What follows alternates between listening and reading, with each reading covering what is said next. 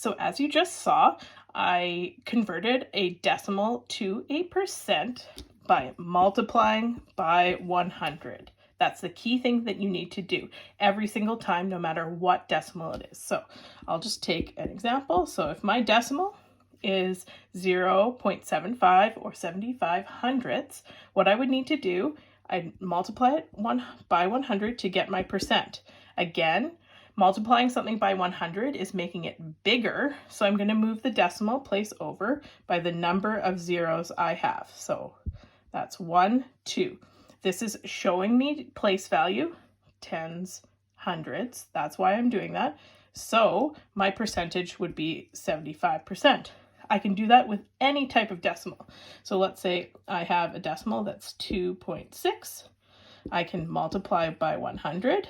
So 2 places I move to the right, make it bigger, go 1, 2.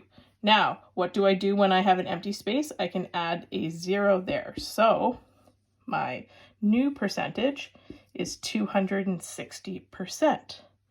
What about if I have a smaller decimal than even that? Let's say I have 0.0049. Again, I must multiply by 100. That means I'm moving the decimal place 2 times, 2 zeros, to the right to make it bigger. 1, 2.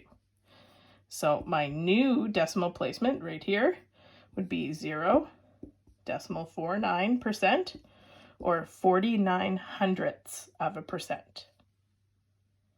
The other thing that I can do is I can do a percent to a decimal. So I'll show you that. So if I'm moving a percent to a decimal, so let's say I have 25%. Now in this case, all I need to do is divide by 100. So I go the other way. So I divide by 100. Remember, percent is always out of 100. So if I'm dividing by something, that means I'm making it smaller. So I do the same thing. I look at the number of zeros and I move it to the left this time because that's making it smaller. So I'd start where my invisible decimal is, because that decimal place there, it still means 25%. So I'm going to move it over 2 times. 1, 2. So my decimal is 0.25 for 25%. Again, I can always do this no matter what it is. So let's say I have 0.5%. I need to divide that by 100. Again, I'm moving the decimal place to the left to make it smaller by the number of zeros. 1, 2. I add a 0 where there's nothing, and then my new percent is 0.005. And of course, I can do that with percentages that are greater than 0, or greater than 100, I should say. So I have 150%.